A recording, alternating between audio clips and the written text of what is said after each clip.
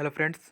आज हम solar system के अंतर्गत जितने भी प्लैनेट, जितने भी सैटेलाइट आते हैं, उन सभी को एक एक करके सबका हम लोग स्टडी करेंगे। ठीक, तो जैसे कि आप स्क्रीन पर देख रहे हैं कि ये जो आपका ये सन है, ठीक, इसके सबसे जो पास में है ये मर्क्यूरी सबसे पास वाला ग्रह है, और सेकेंड वाला जो है आपका विनस, और थर्ड वाला है आपका अर्थ, जो हम यानी कि हमारी अर्थ, ठीक, जहाँ हम लोग निवास करते हैं। ठीक, और जो नेक्स्ट आपका आता है वो है मार्स। मार्स और मर्क्यूरी, ये दोनों आप पृथ्वी के पड़ोसी पड़ोसी बोल सकते हैं, पड़ोसी प्लेनेट होते हैं। ठीक, और जस्ट इसके बाद आता है आपका जुपिटर, और उसके जस्ट बाद सैटर्न, और उसके बाद आपका यूरेनस, और लास्ट वाला नेपच्यून आता है। इन सभी को एक एक करके हम उनके बारे में पूरे विस्तृत प्रकार से सबका अध्ययन करेंगे। ठीक, तो चलिए स्टार्ट करते हैं। हम लोग सबसे पहले हम लोग बात करते हैं सन की। तो सबसे पहली बात, सन की बात किया जाए तो सब यहाँ पे कुछ फैक्ट है उसको जान लेते हैं। जैसे कि आपका तो क्वेश्चन आता है कि जो सोलर सिस्टम है उसकी खोज किसने की थी, तो वो आपको खोज किए थे कोपर्निकस ने। और एक और क्वेश्चन आता है कि जो सोलर सिस्टम के अंतर्गत ग्रहों की गति का नियम दिया गया था वो केप्लर महोदय के द्वारा दिया गया था। ठीक, अब बात करते हैं हम लोग सबसे सन के बारे में। देखिए, जो सन है आपका, ये सबसे पृथ्वी के सर्वाधिक निकट का तारा है। सन कोई प्लेनेट नहीं है, बस ये एक स्टार है, एक तारा है। ठीक, और जो सूर्य है एक गैसीय का गोल, बहुत सारे गैसों का गोला है, जिसमें हाइड्रोजन है, हीलियम है। हाइड्रोजन की मात्रा आपकी है 71%, और हीलियम है 26.5%, एवं अन्य भी और सारे एलिमेंट्स है, जैसे कि 2.5, बाकी जितने भी तत्व है वो 2.5% के नियरेस्ट में है। तो देखिए, जो सूर्य के केंद्र पर हाइड्रोजन के 4 नाभिक मिलकर एक हीलियम नाभिक का निर्माण करता है। इसके केंद्र का नाभिकीय संलयन प्रक्रिया होती है। ये सूर्य की ऊर्जा का स्रोत है। सूर्य के प्रकाश को पृथ्वी तक पहुंचने में टोटल 8 मिनट 16 सेकंड का टाइम लगता है, आप जानते ही होंगे। चलिए नेक्स्ट हम लोग अब बात करते हैं सबसे सोलर के सबसे जो नियरेस्ट प्लैनेट होता है, सबसे पहला ग्रह। आपको बता दें कि इस सौरमंडल के अंतर्गत टोटल 8 ग्रह होते हैं। सबसे जो पहला आता है, सबसे सूर्य का सबसे नज़दीकी ग्रह, वो है आपका मर्क्यूरी, यहाँ पे यानी कि बुध ग्रह।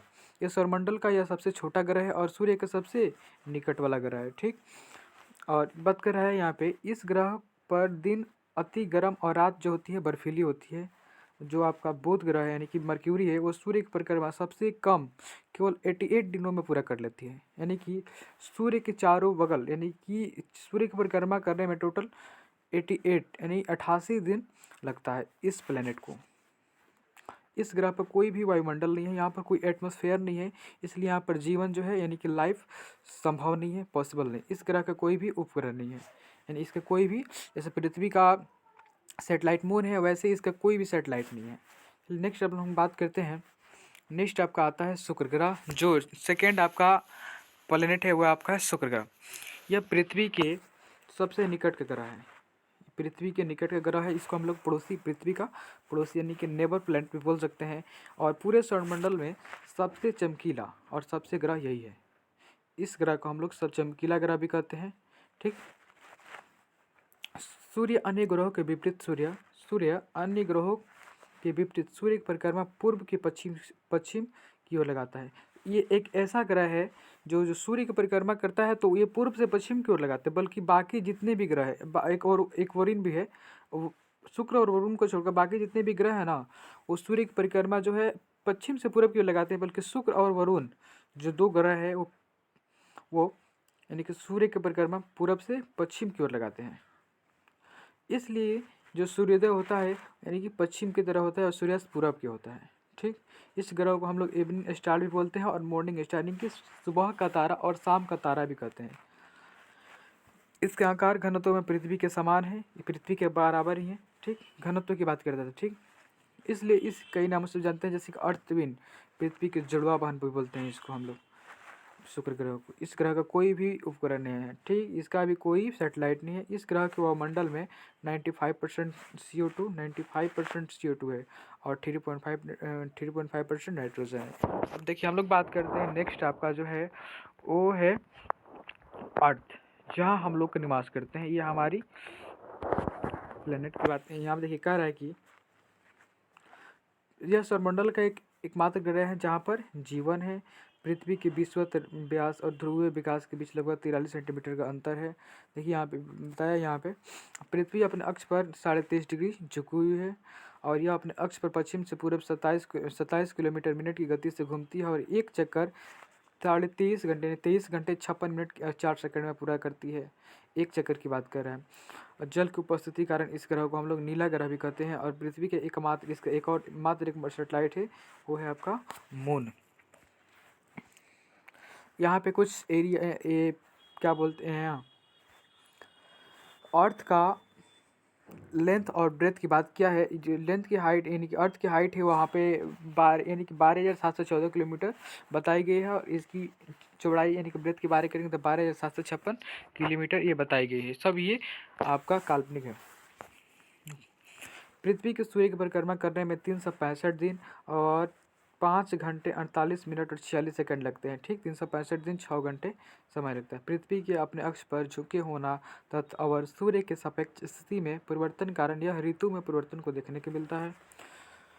सबसे अधिक चमकीला तारा साइरस, सबसे अधिक चमकीला जो साइरस है, जिसे ड्रग स्टार भी बोलते हैं, वो पृथ्वी से 9 प्रकाश वर्ष की दूरी पर मिलता है। ठीक, प्रकाश वर्ष एक दूरी मापने का एक इकाई होता है।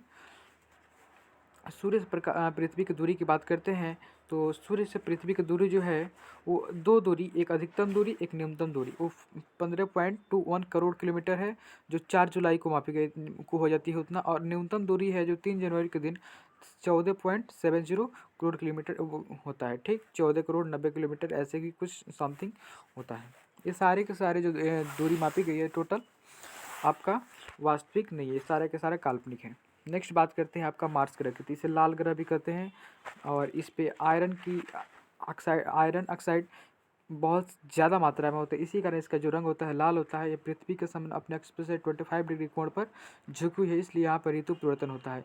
इस ग्रह पर वायुमंडल का पतला आवरण है जिसे नाइट्रोजन और आर्गन गैसें पाई जाती है। इसके 2 उपग्रह, एक फोबोस और डिमोस। ठीक, ये सौरमंडल का सबसे छोटे सैटेलाइट है, सबसे छोटे उपग्रह है। नेक्स्ट बात करते हैं हम आपका सौरमंडल का सबसे बड़ा ज्वालामुखी, वो है ओलियस मेसी एवं सबसे ऊंचा पर्वत निकस ओलंपिया जो माउंट एवरेस्ट से 3 गुना अधिक ऊंचा है, ये इसी ग्रह पर स्थित है। अब बात करते हैं आपका नेक्स्ट जो ग्रह है जुपिटर। यह सौरमंडल का सबसे बड़ा ग्रह है। यह ग्रह मुख्यतः गैस और ध्रुवों से मिलकर बना है, इसलिए बृहस्पति में ठोस भूमि का अभाव है, पर इसके उपग्रह ठोस पिंड है। बृहस्पति के उपग्रहों की संख्या सौरमंडल में सबसे अधिक है। इसमें जो गैनीमीड एक जो उपग्रह इस सौरमंडल का सबसे बड़ा सैटेलाइट है। सभी ग्रह जैसे कि हमने बताया था ना, सबसे छोटा उपग्रह होता है फोबोस और डिमोस जो मंगल का 2 उपग्रह होते हैं, वैसे ही बृहस्पति का जो सैटेलाइट है जिसका नाम है गैनीमीड, ये सौरमंडल का सबसे बड़ा सैटेलाइट है। सभी ग्रहों में इसकी रोटेशन स्पीड की बात करते हैं सबसे अधिक है। ये सबसे स्पीड गति से रोटेशन करता है 10 घंटे और इसको सूर्य की परिक्रमा लगाने में 12 वर्ष का समय लगता है। यानी कि 10 घंटे के अंदर ये रोटेशन कर लेता है, बल्कि सूर्य की परिक्रमा करने में इसे टोटल 12 साल का टाइम लगता है। मंगल और बृहस्पति की कक्षाओं के बीच कुछ छोटे छोटे आकाशीय पिंड है जो सूर्य परिक्रमा कर रहे हैं, उसे एस्टेरॉयड कहते हैं। नेक्स्ट है आपका शनि। यह आकार में सबसे बड़ा ग्रह है। यह ग्रह को विशेषता यह है कि इसके चारों ओर प्रकाश की कुंडली है जिसे हम लोग वलय कहा जाता है। इस वलय की संख्या 7 होती है। इसकी खोज गैलीलियो द्वारा की गई थी। शनि का सबसे बड़ा जो उपग्रह है वो है टाइटन, जो सौरमंडल का सबसे दूसरा बड़ा ग्रह है। इस ग्रह का घनत्व जल से भी कम है, मतलब अगर इसे जल में रखा जाए तो ये तैरने लगेगा, इस प्रकार का ये ग्रह है जिसके घनत्व जो है काफ़ी कम है। नेक्स्ट आपका बात करते हैं यूरेनस। ये सौरमंडल का तीसरा सबसे बड़ा ग्रह है और इसका परिभ्रमण शुक्र के भांति है। यह अपनी धुरी पर सूर्य की ओर झुका हुआ है और लेटा सा हुआ दिखाई देता है, इसलिए इसे लेटा हुआ ग्रह भी कहा जाता है। इस वायुमंडल में मीथेन सबसे अधिक प्रेजेंट है। अब नेक्स्ट आपका जो है वो वरुण जो है ये हरे रंग का ग्रह है और यह सूर्य के सबसे अधिक दूरी पर स्थित है। मीथेन की अधिकता के कारण ही यह ग्रह का प्रकाश हरे रंग का होता है।